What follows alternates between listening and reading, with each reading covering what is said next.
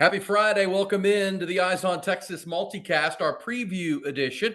Texas TCU tomorrow night at Amon Carter Stadium in Fort Worth. Longhorns coming in on a mission now, 8-1 on the year, 3 to go. TCU, it's their Super Bowl. They're 4-5 on the year. And a win over Texas would get them one game closer to bowl eligibility, but also would be the feather in the cap this season leads for them for Sonny Dykes after last year's magical run to the national championship. It is Texas and TCU. We're previewing it on the bi-weekly broadcast that understands the pride and tradition of the Texas football program, and the Texas Longhorns will never be entrusted to the timid or the weak. They trust it to us, the Eyes on Texas multicast, to keep everybody on top of everything happening because we have our eyes firmly planted on the Longhorn football program. We're a product of the Republic of Football and Dave Campbell's Texas Football Podcast Network, and powered by our presenting partners at Grande Equipment. Tell you about them throughout the broadcast. By Aaron Hogan, morning shows at the Horn here in Austin. He is the senior writer at Dave Campbell's Texas Football Magazine, Mike Craven. Hello, Mike. Good news today or yesterday from Sark we'll talk about, but how are you, my friend? Doing pretty good. Getting ready for another week of the college football season. Only 3 full slates of the college football season left to go, so enjoy it. Absolutely. I mean, when we started this multicast way back in spring football, and we're begging for football all the time. So enjoy, all through the summer, and here we are with 3 to go, and then whatever comes beyond that looks like it could be a good December for Texas. We'll certainly talk about it. We are the multicast, keeps you on top of all things Texas football. Call it a multicast because it's available to watch weekly, twice on Dave Campbell's Texas Football YouTube channel. Also on YouTube for the Horn FM in Austin. Also can follow the show on Twitter at Eyes on Texas Foot FB, on Instagram at Eyes on Texas Pod, and on Facebook we are live at Eyes on Texas Podcast. And Mike, it's one of these days we're going to get back into our beautiful, luxurious Horn studios. But until then, we're still on Zoom. I miss seeing you a couple times a week, or at least once a week. We'll have to get that rearranged. But for now, we're still on Zoom. But we'll make this thing work. Let's start as we do with our preview editions, talking about the big picture of the game, and then we'll break it down offense to defense, vice versa, special teams, picks in the game. But obviously, the great news from yesterday, Steve Sarkisian had his Thursday news availability with the Zoom crew and broke the news pretty early. Quinn Ewers is going to play. Says his family, the medical team, checked it out, said he was good to go. He practiced this week and make every throw on the field. Quinn Ewers is going to give it a go after missing 2 games, and perfect timing for the Longhorns to get those 2 home games with Malik Murphy and now back-to-back road games. Looks like they'll have Quinn Ewers back. Yeah, if he's healthy enough to go, if he feels comfortable, you let him out there. If the doctors say he's okay. I'm a little surprised it was this week. I thought maybe they'd hold him one more week, give him the Iowa State game. The journalist in me, the cynic in me, wonders if Malik Murphy was playing a little bit better. Maybe they feel like they have a little bit more time to get him back. But with so many things out in front of Texas, with 3 games left in this regular season, a Big 12 championship game, and possibly a college football playoff berth out there, if you're Sark, if you're the Longhorns, you got to be happy that your quarterback's back. Yeah, and it kind of sounded like to me yesterday, and talking to some folks around the program, he wants to play. He wants to let it rip, and he, I know Sark alluded to this on the Monday availability or on the Monday news conference. This team's kind of ticked off about the way they played last year in this game. This was an embarrassing game for them. Remember, that was College game day. They scored 3 offensive points. Quinn didn't play very well. There were some reports that TCU had some of their signs or whatever from some past whatever. That's on Texas in my mind. But either way, they just didn't play well. And there's kind of a sense that being a Metroplex kid from South Lake Carroll, which isn't very far from Fort Worth, that this game meant a lot to Quinn, that he wanted to play and make amends for that game last year. And honestly, he wants to be a part of this run. So if it's 80%, 85%, I give the kid credit. He wants to tough it out and be out there with his football team. And he hadn't played a ton of football over the last few years. I mean, think of Quinn Ewers' journey. His junior year of high school, he's beat up a little bit on the way to that state championship game, so he missed some games there. Now, obviously, he forgoes his senior year and then redshirts at Ohio State and plays a few snaps. Last year, he gets on the field, and then the second game of the year, he gets hurt and he misses some games. This year, he gets on a roll 7 games in. He gets hurt late against Houston and misses some games. So I'm sure he wants to be out there, not only just to play the football game and to have fun and be around his guys, but to prove to himself and to the next level that he's a tough kid that can play through some injuries, and this injury bug thing isn't something that's going to follow him. Yeah, and he did come back for his team that year, his junior year in high school, right, when he was hurt and came back and led them into the state playoffs. So showing some toughness and showing some leadership. He wants to be out there with this football team, because I think your point about Malik was dead on. I mean, he threw 2 interceptions against K-State, but he also threw 3 other balls that were in peril. let's put it, that were not good throws. And that's really, to me, the only way Texas loses this game is if they turn the football over. Let's be honest, the game with K-State wouldn't have been close if not for the two turnovers, the interception, the block punt. I mean, all those things set up short fields for Kansas State and allowed them to turn that game around. Actually, at the end of the first half of the block punt, and then right in the end of the third quarter into the fourth, I mean, it was two little 4 or 5 minute spurts that kept Texas, got K-State back in that game. And a lot of it came from Texas mistakes and Texas charity. And other than that, Texas was really in control of the game, but obviously it ended up in overtime and dang near a loss. So going on the road, as I mentioned, you've been to Amon Carter many times. I mean, this state will be hopping. I was trying to get some tickets for my daughter to this game, or she lives up there in Denton. And I was like, man, babe, it's a tough ticket. It's a tough ticket. No one wants to get rid of them. All the TCU fans want to be there for the best home game of the year. The bid farewell to Texas, and a lot of Texas fans in the Metroplex want to be at this game too. So it's a tough ticket, like they all have been for the Longhorns whenever they leave Austin. Yeah, 94th meeting in this series. Texas and TCU have played each other in 3 different centuries. They started this thing in 1897 when TCU was in Waco. That's how long this thing goes back. They've played at least one game in every decade for 14 straight decades. And so while it's not looked at as the OU game or the A&M game for obvious reasons, this is the 4th most played team Texas has ever played against, right behind OU, A&M, and Baylor. And so a lot of history, as you said, a lot of Texas fans in the DFW area. And if you have a ticket to this game, you want to be, something that's going to be talked about in 20, 30 years, right? You're in the stadium when the last time TCU played Texas. So it's been big for Baylor. It's going to be big again for TCU as well. I know for the football nostalgic fan you are, it's been a hard year, right? And we saw the last Bedlam, we saw the last Texas Baylor, we're now going to see the last Texas TCU. It's changing, and as you say, adeptly, it's for money reasons, for good reasons. There'll be some good that comes out of it. You're going to lose a lot of great games, and this is another one of them. And the TCU Texas history, it as well as anybody.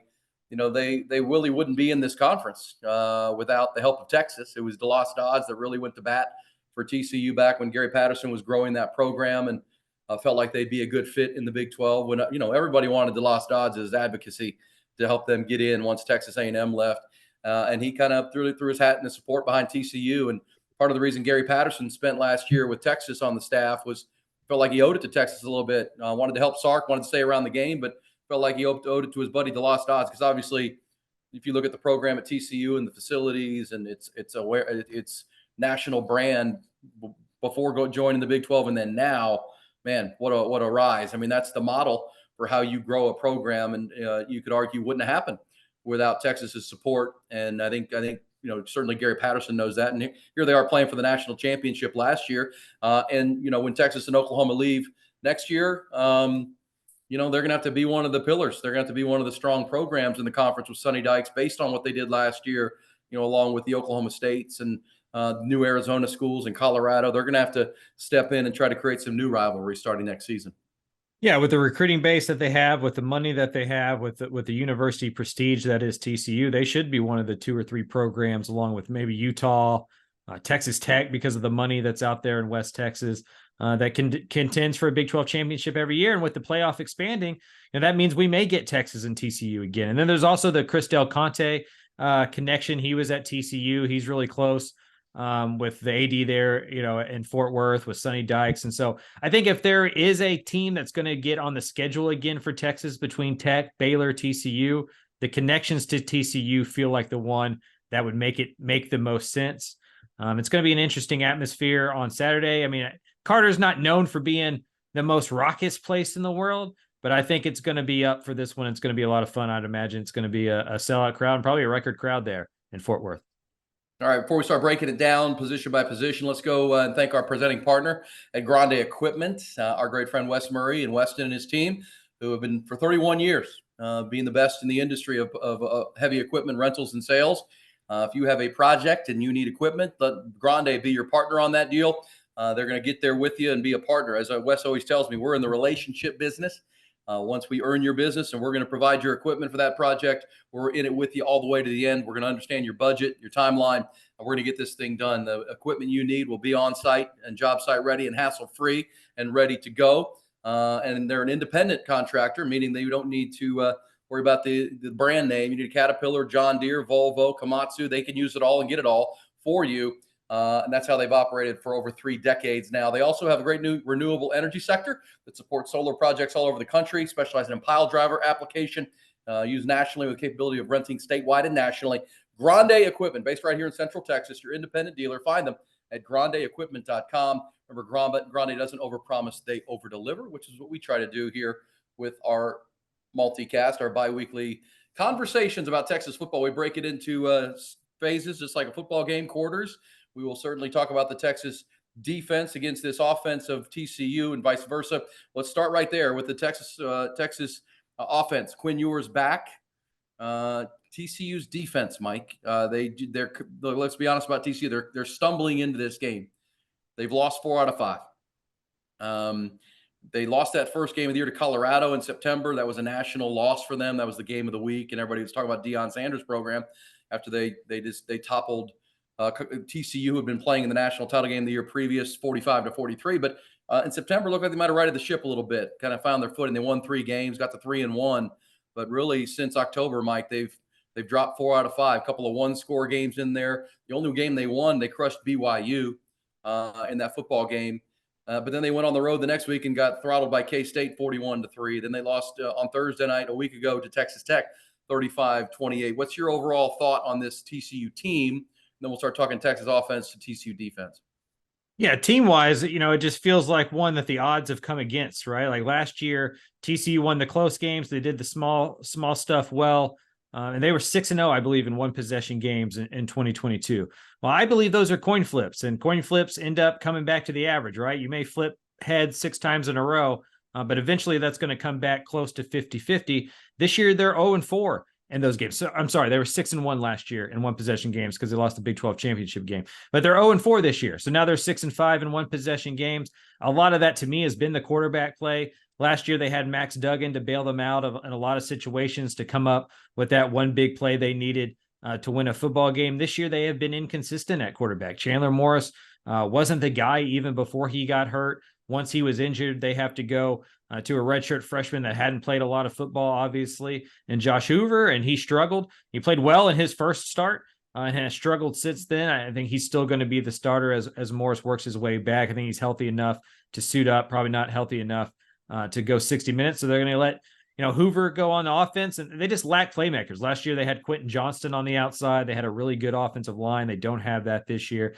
It was always going to be a step back. I think that's the thing, right? Like TCU is not Georgia. They're not Ohio State. They're not Alabama. You can't lose 8 NFL draft picks from a team that was basically 500 the 3 years before Sonny got there and expect to be as good. I just think they thought the step back wouldn't be as big, that they'd be to 8 or 7 wins this year, maybe even 9.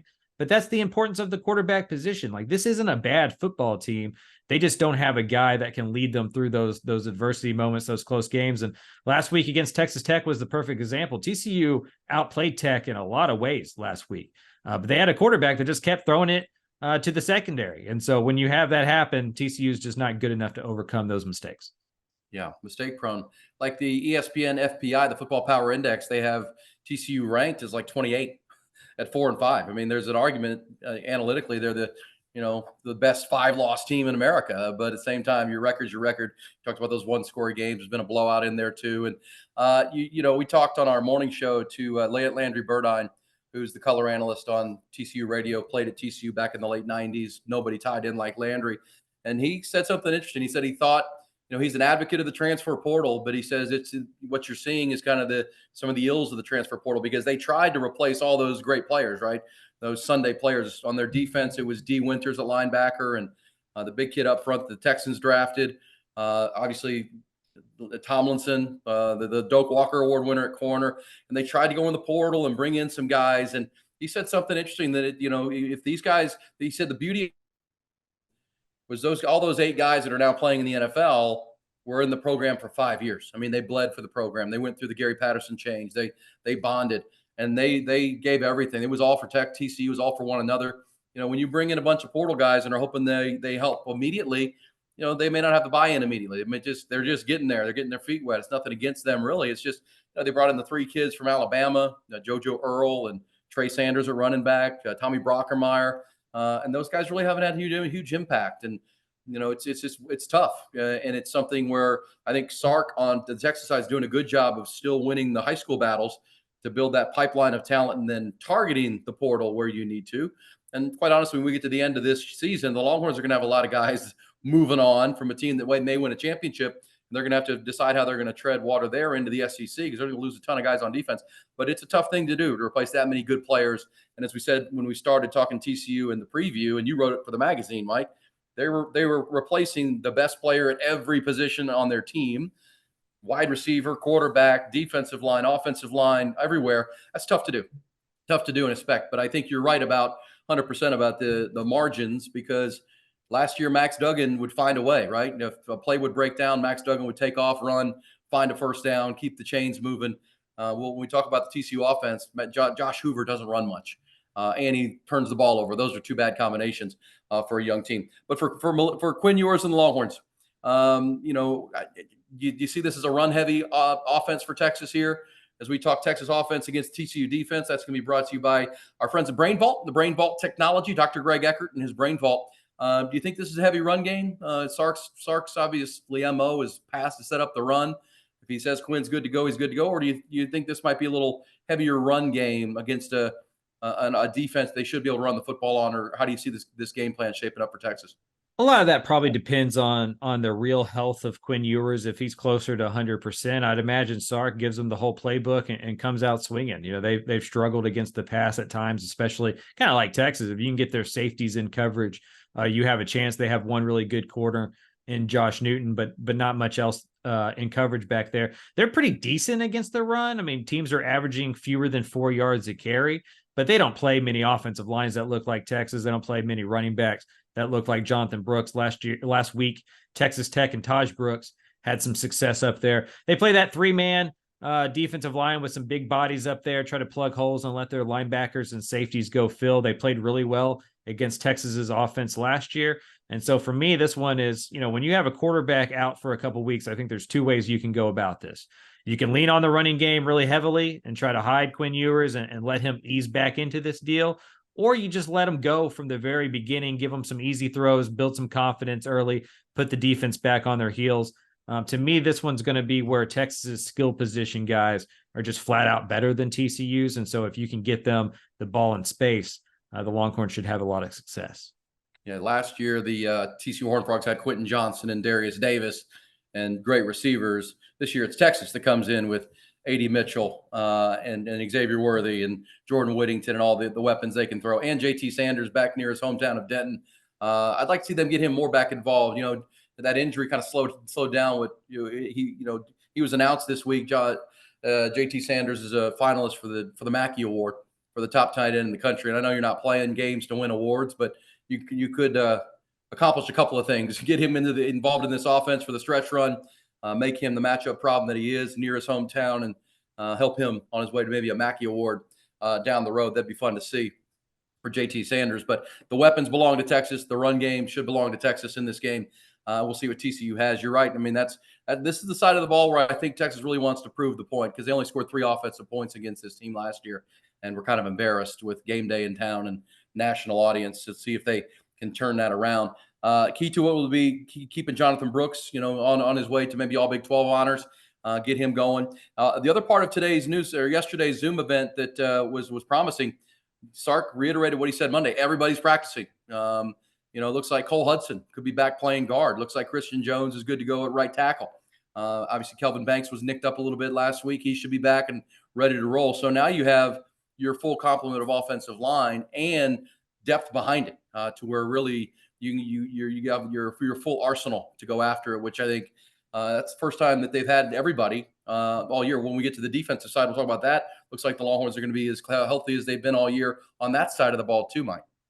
Yeah, and Cam Williams, I think he's going to be a really good player. Enjoyed him at Duncanville. Obviously has NFL type size and potential, but he struggled at right tackle when he was playing there. I mean, I know PFF grades are not everything, but he was like in the 40s or something. It was a really bad grade for him.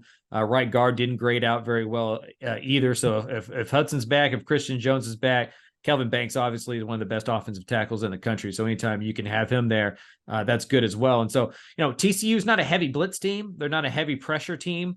They like to kind of keep things in front of them. Think Iowa State, bend but don't break type stuff. See what Texas can do in the red zone. They don't have a Dylan Horton, the guy that the Texans drafted this last year off the edge. And so this should be advantage Texas offensive line, especially in pass pro. Yep, no doubt about it. And we'll see. It's kind of pick your poison. Texas should have their full complement and looking to make a statement with the offense against TCU's defense. Let me introduce the dog, Chelsea, who's smart enough. She's kind of a little camera whore. She knows how to find that camera here and make her appearance on the Eyes on Texas. Hello, Chelsea. Don't bark at the dogs outside. It is Brain Vault that brings you the offensive preview, brought to you by the great folks at Brain Vault, the technology that allows it's a mouth guard that optimally aligns the lower jaw in a position that strengthens neck muscles to reduce concussive forces. That's the name of the game. Backed by science, it's a revolutionary and patented mouth guard that has been proven to help reduce the risk of those concussions. It's worked in the NFL with over 100 players for the last 8 years. It's now being taken to retail by Dr. Greg Eckert and the team, and your young athlete and your entire team. Have we seen all over high school football in Central Texas? Teams have been fitted for the Brain Vault technology, including a big game tonight, Mike. In high school football, Lake Travis and Vandergrift are going to play in a great first-round matchup. Both of those teams have been fitted and are all wearing the Brain Vault technology. Your team can too. Just go to brainvault.com, brainvault.com. You can learn more. You can read about the research. It's all posted there. How Drew Pittman, the agent, and his clients have been wearing it in the NFL for the last 8 years. It does work. It's been proven, and it allows your young athlete in any collision sport to play hard but play safe with Brain Vault. All right, Mike, let's flip it around. This is where TCU's offense, and it's a dynamic offense at times, right? It's one of those offenses that can get after you with some big plays, but they also turn the ball over a lot. High risk, high reward. Our preview is going to be brought to you by Hayes City Store. Hayes City Store and Ice House, the great folks there in Driftwood, Texas. Great spot to watch the game tomorrow if you're going to be out and about. Live music 6 nights a week on their patio. They are the best. Travis and Tamara Tyndall, Hayes City Store and Ice House in Driftwood, Texas. Get out there immediately if you've never been. You'll be hooked immediately if you've already been. You can't wait to get back again. Find them online at HayesCityStoreTX.com. All right, Mike, the Texas defense, let's give some kudos here as we preview their matchup with the offense. This has a chance to be the best Texas run defense that they've fielded since joining the Big 12 Conference. You grew up watching some great Texas defenses, even back into the 70s and 80s with Coach Royal and Coach Akers. They've had some great defenses. This is not a great defense in total, but what they're doing, especially coming off the game with K-State, it's historically good against the run. They're allowing in Big 12 play, under 80 yards, just right between 79 and 81 yards a game on the ground to Big 12 opponents. I mean, they've I don't say shut down, but they've pretty much shut down great run offenses like Alabama and Kansas State. Teams that like to run. Baylor likes to run the ball. They couldn't run the ball a lick against Texas. This is, with Byron Murphy and Devondre Sweat and Jalen Ford, this is as good a Texas run defense as we've seen in a long time. Yeah, the safeties are pretty good in run support as well. I mean, Jaron Thompson has some, deficiencies, but he's really good in run support. Those guys are aggressive. They've played in the same system for a while, so you can tell they're fit. That's the thing, right? When we watch a lot of run defenses, it always gets kind of talked about talent levels and linemen. A lot of it's just knowing your gap assignment. Like Texas has played together for a while. They played with the same coaches. They played in the same system for 3 years now. They're just never in the wrong spot. Like you can tell they just played a lot of football together. How many of yous do you think it would take to block Devondre Sweat? 3. Yeah, at least. Right. For your quarterback to get the ball away. Like the dude's just an absolute beast. I think he, single-handedly may be an overstatement, but he was the main reason Texas escaped that comeback attempt from Kansas State with his play and the red zone, tipping the ball down and then just taking on those blocks and shutting down the run plays. And so Texas is incredible up front. I think Casey Rogers, the Casey Hampton, Sean Rogers defensive tackle pairing is the only one I can really think of that compares to this. They've been excellent, and I'd imagine they're the all-Texas defensive tackles first team at Dave Campbell's at the end of the year. It's funny you mentioned. Yeah, I think Rogers and Hampton, maybe even on a different level. Both those guys played in the NFL a long time. And Rod Babers, my partner on the radio, was a freshman when Sean Rogers was wrapping up his career. And he talks about how there was the year where Sean Rogers led their team in tackles, Mike. Yeah, he was incredible. Tackle. And it was when Rod came in and got a false sense of security that playing corner was easy because they didn't have to cover anybody for very long because those guys were getting the ball out or they were getting sacked. and Casey or Sean. He said that we really, there were practices where we couldn't practice with them on the field. We just had to put somebody else in so we could actually get some normal offensive work. They were that good. But Sweat and Murphy are doing their part in that regard. But for TCU, what is Texas dealing with here? They're, the Amani Banks, the running back, or Barnes, the transfer in from I think it was Louisiana. Good player, right? He's a good running back, but you can't expect him to get much of anything here against this Texas run defense. Josh Hoover is their young quarterback. Josh is a kid who's from Rockwall, Heath High. A big time arm, can really throw it. If he's given time, he can sling the rock. He was a guy, he was recruited by out of high school by Kalen DeBoard when he was at Indiana Mike. Now he's the head coach of Washington, the 5th ranked team in the country, plays a vertical passing offense. He can really throw the ball, but as you said, if you get pressure in his face, as you get up into him, much like we saw him in Malik Murphy, young quarterbacks are going to turn the ball over. They'll spray it around. So to me, if you're PK, you got to heat it up. You got to heat him up early and try to get after this kid, not let him get comfortable. Yeah, for those who don't know, Kendall Briles is the offensive coordinator. So think kind of that Baylor style of offense that you see at Oklahoma and a few other places around the country now with that extension of the tree there.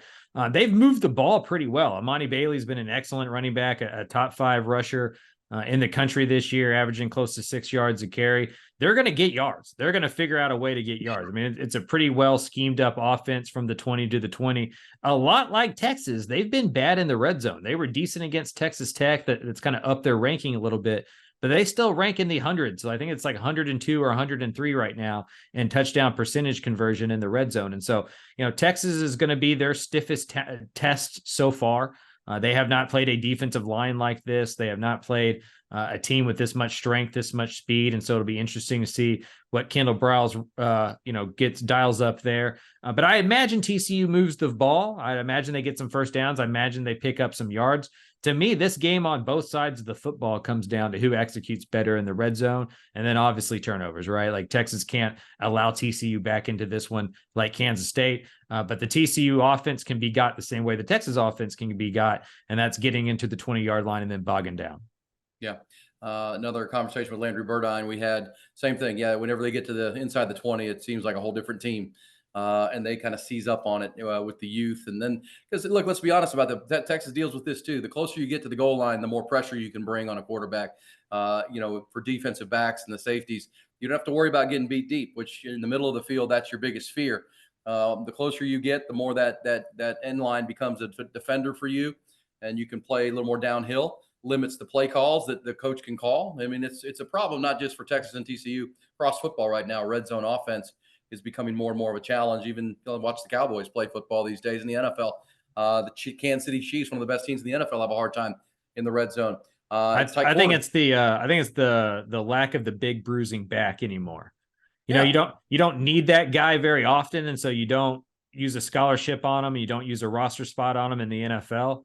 But TCU and Texas both lack a dude that weighs 230 pounds that can go get you 2 yards on the goal line. And so they have to get creative and hope their quarterback can make the play. And Josh Hoover just isn't a guy that's going to make an off-script play right now. He's still trying to figure it out, has a hard time improvising for himself and then going and doing something. So they just haven't been good off-script. Like it either has to work the way it's drawn up or it's not going to work at all. That's kind of been TCU's problem in the red zone. Yeah. Well, and I think interesting you say that because that's a big debate across football. I was talking about the Cowboys on our radio show. Cowboys don't run the ball at all. I mean, Zeke Elliott's gone now. They, let him go. And Tony Pollard's not a power back. And I argue they should have traded for Derrick Henry at the trade deadline. You got half a year with Derrick Henry. Don't think that guy helps you at the goal line. And the most devastating force in the NFL right now is Jalen Hurts with his tush push and the run, this quarterback sneak. But people don't know what you do about him. He's a power lifter. Those guys squatting 500 pounds in high school. That guy is a power back in your backfield, and you snap him the ball, and he's not going to be denied. He's going to get you 2-3 yards. You put an all-pro center like Jason Kelsey in front of him. That's 2 strong, powerful guys coming at you. That's hard to stop. But you're right. Not everybody has that. Nobody has, especially in college, who's got the power backs anymore. Roschon Johnson was such a blessing for Texas over the last couple of years. That guy was going to get you a couple of yards. And that was the luxury Sark had because they were a really good offense in the red zone the last couple of years because you had Bijan Robinson and Roschon Johnson. Both guys would get you in from the red zone. Roschon most particularly both those guys are gone. And it's almost like Sark built a false sense of security that, that we'll just keep that rolling. Well, you don't have the same backs, Mike. You don't have the same guys, and neither does TCU. They don't have Kendre Miller anymore. He's playing in the National Football League. Yeah, and so you have to scheme up some weird trick play stuff, try to get people to guess and do wrong things defensively. And we've seen that a few times in the red zone for Texas. And as somebody who watches TCU as much as I watch Texas, I've seen it from TCU too, where they're moving the ball 20-20, and then all of a sudden it looks like their offensive playbook is just completely different. It's like, where did that play call come from? And it's coming from the inability to just be able to hand the ball off to the guy behind you and go get 2 or 3 yards. And the defense knows that as well. And so they're not stacking into the middle. They're not giving you the one-on-one matchups. They're not selling out on play action. And all of a sudden you have an open guy in the flat. And so both teams have to get creative schematically when they get into the red zone, because they just don't have the personnel to push people around for 2 or 3 yards. All right. Texas has the advantage, both offense and defense, against TCU in this football game. I think that's fair to say. Let me tell you about our friend Carlos Carrion, the Texas Mortgage Guy, online at thetexasmortgageguy.com. Don't forget the THE at the front, thetexasmortgageguy.com, a lifelong Austinite helping you into a new home, a refi of any kind. And as he would tell me to have me tell you, it's still a good time to buy. Interest rates are high, but you get into that house in Austin, Texas, if you can make it happen, he'll help you with that with the mortgage. Get you as low a rate as possible, and then get you in. You can refi that number when it comes down, because eventually the interest rates will come back to the pack, and then you can refi. But then you're sitting on a piece of property that's going to continue to value in Austin, Texas. Give him a call or fire up the website, thetexasmortgageguy.com. He's got there to not just provide you a quote, but he wants to guide you and help solve problems, strategize. One of the most critical and most important financial decisions of anyone's life. TheTexasMortgageGuy.com. Also find them on social media. He's Facebook. Just search Carlos Carrion, Carreon, or on Twitter at Carlos Carrion 36. Also jump in there on Twitter with him. You can go back and forth talking Longhorns and Eyes on Texas and all that stuff. He'd love to do that too. Lifelong Longhorn fan. Good dude. Carlos Carrion, TheTexasMortgageGuy.com.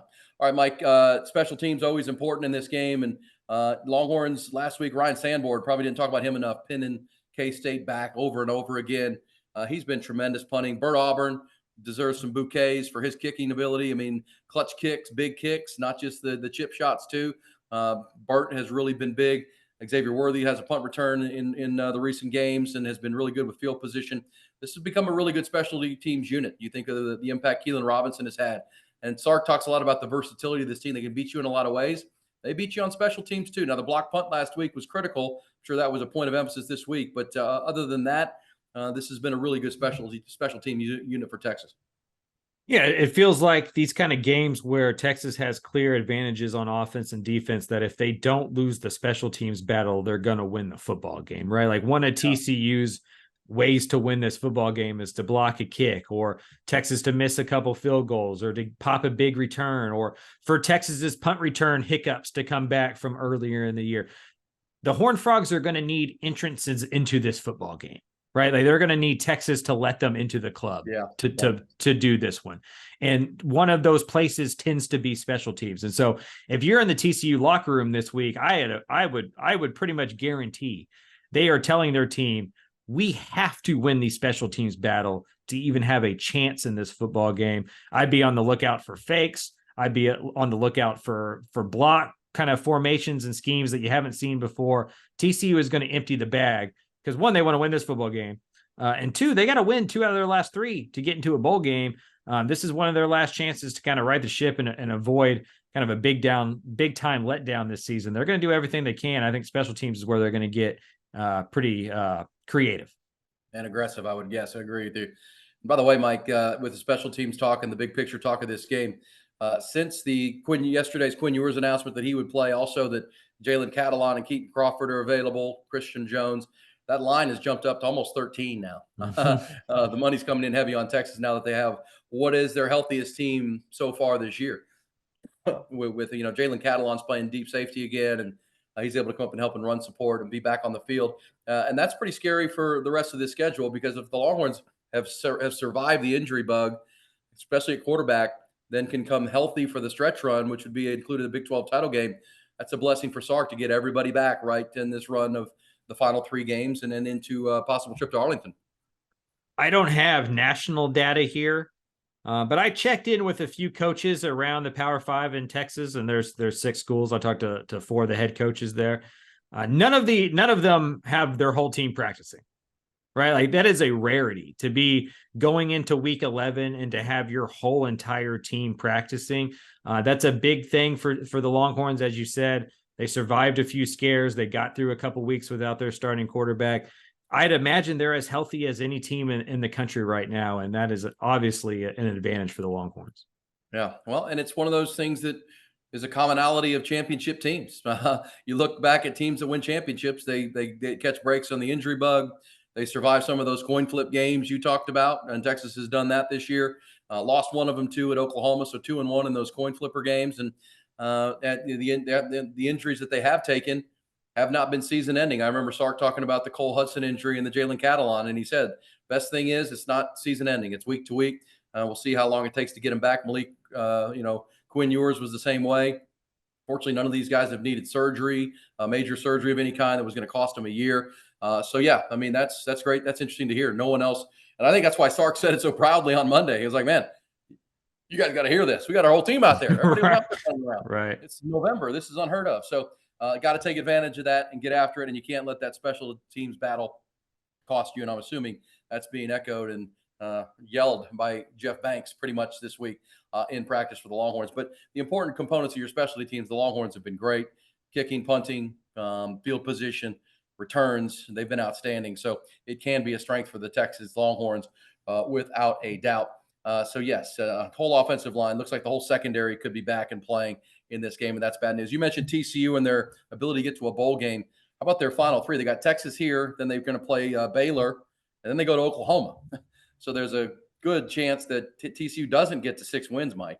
Which the last team to lose a game in the national title game and then not make a bowl the next year. I think we know who that was. Yeah, 2010 Texas. And so 2010 Texas. And for a lot of the same reasons, right? You lose a quarterback and you can't replace them. And all of a sudden, those games that you were winning pretty handily, now all of a sudden you're in dogfights and you're not going to win all the close ones. And so, again, I think that the step back was understood. And again, I think we were talking earlier, you were mentioning kind of TCU going into the portal too much. You got to remember those 8 guys that were drafted, they were recruited to TCU when TCU was still rolling. Sonny Dykes now has a locker room of guys that were recruited to TCU as that thing was starting to fall off. And like we saw with Tom Herman, a lot of times coaches don't get fired for on-field results. They get fired for the momentum off the field. What Gary Patterson was doing in recruiting the last couple cycles was not up to par from what he was doing in previous cycles. And so there's just not a lot of talent there. Like this is a decently talented team, but a lot of it's from the portal. Trey Sanders is not the guy he was before his injuries. I think it's safe to admit that Tommy Brockemeyer isn't the prospect that everybody thought he was going to be coming out of high school. Same with JoJo Earl. And so they did not replace those starters with guys that are as good. And at TCU, that's going to be expected. They're going to have to be in every 3-year program. This just isn't that year for them. But if they can steal a win against the Longhorns, that makes them feel a lot better. And so this is one of those games where kind of, you can right a lot of wrongs in a season and kind of it can be the whiteout of this year where you can kind of, hey, we went to the national championship game the year before. We beat Texas and made it to a bowl game the year 2. It doesn't feel as such a bad thing if they can win this game. So if you're Texas, you got to weather that first quarter. Weather that first quarter. And, I said that on the show this morning and earlier this week. And I started to correct myself. I was like, well, get out early, get to a big lead, and Texas can maybe, put this team to bed. There were times in the K-State and the Houston game where you felt like, oh man, this game's over. 21-0 and 17-0, and the next thing you know, it's a ball game. So anything can happen with this Longhorn team. They do tend to like to do the gray hair cardiac thing and make it tough on themselves. Maybe this is the game that goes like Baylor or goes like the BYU game where Texas can get up and get control of this game. Because if you can, Josh Hoover is going to throw you a couple without a run game, long passing downs. You got your whole secondary back healthy. This can be a game that they throw you some. But at the same time, this crowd will be itching to get in it and get behind a team and as we say, their Super Bowl and be that spoiler. The definition of a spoil game, a trap game for me, Mike, is just this: a team that has nothing to lose. It is their Super Bowl. It can make their whole season. Sonny Dykes wants to get out in the recruiting trail if he's not going to be in a bowl game, and this is a game to build your recruiting on. And after the national championship, look, we can get you to the national title game. We just need better players. Yep. Heck, we just beat Texas. that kind of stuff. I mean, this is that kind of game. Sonny has it for Texas. He's never lost to the Longhorns, the head coach. I mean, your cover story on Sunny for Dave Campbell's Texas football was awesome. This is his dream job. This is a job he always wanted to have growing up with his dad as an assistant coach on the staffs in Austin and then off to Texas Tech. So this one's got a special place for him. You mentioned Chris Del Conte and the connections. This will be a fun football game.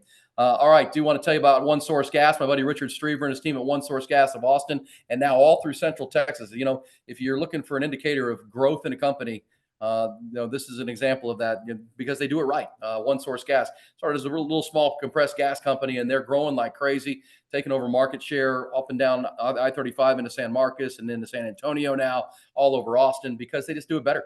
They do it better at One Source Gas. If you have compressed gas needs, if you need it for your beer taps in your restaurant or your bar, and your veterinary clinic or in your medical situation, and you need compressed gas of any kind, you need it, and you can't do your job without it. So it's got to be reliable. It's got to be on time. You got to be on call if you need extra or whatever it might be. If you are a bar, restaurant owner, dental office, veterinary clinic, or have a business that has compressed gas needs, I can't recommend One Source Gas of Austin better. It's OneSourceGasATX.com online. That's OneSourceGasATX.com. It's spell out the word one, O-N-E, OneSourceGasATX.com, or call Richard Strever, 512-214-8484. That's 512-214-8484. Wanted to mention this, Mike, and then we'll make our final predictions here on our preview edition of the Eyes on Texas multicast, powered by Grande Equipment. So it came out today from the SEC of the two teams that each baseball program will play every year starting in 2025. And I don't know if there's anything we can glean from it because we're trying to make our predictions on football starting next year.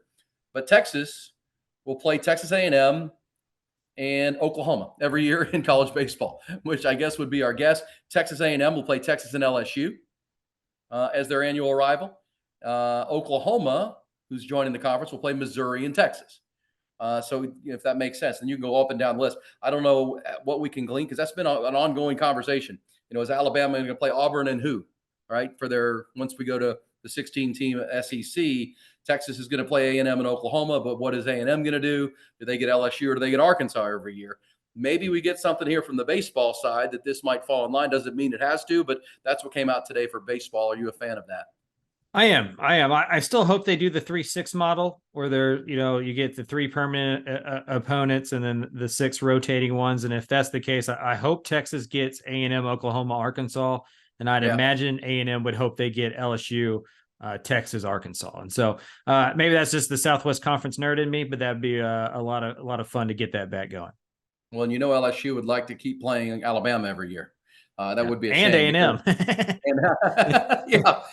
Well, it's been good. Well, A&M would love to play LSU, right? A&M, ever since the Texas game ended, they've been trying to make it a LSU rivalry. LSU doesn't consider it a rivalry. Texas A&M does. Mm-hmm. But the Aggies would like to keep that going. I think LSU would like, the fans might not, but the coaches would like to keep recruiting East Texas and getting into Houston.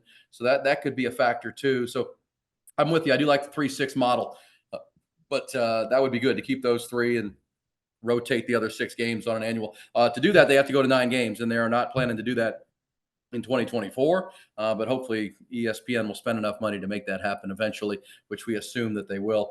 Depending on who owns ESPN, because there's a lot of talk in the industry that Disney's trying to bail on ESPN and sell it to Apple or somebody. We'll see. But there you go. All right, Mike. Prediction on this game. What do you think? What's a point total for you for Texas on the road at TCU? What do you see that at? They've been in around 30 to 40 week to week. They average 35 points a game. Think that's about a good number for this offense? Yeah, I think it's going to be like 34 to 14. I think Texas is going to crush TCU. I think they're going to have to weather the first quarter. I'd imagine TCU pulls out all the tricks, has a great script, maybe, fake punt, that kind of stuff we talked about. But once this game settles in, I said the same thing last week against Kansas State, and I'm upset that I ended up not being right, even though I felt like I was very right. This Texas team is much better than TCU, just like they were much better than Kansas State. The only way that we're paying attention to this very closely in the fourth quarter is if Texas allows TCU to hang around with turnovers or special teams mistakes. I think a week after doing that, they've learned their lesson enough for the next 7 days with Quinn Ewers back. Texas rolls in this one.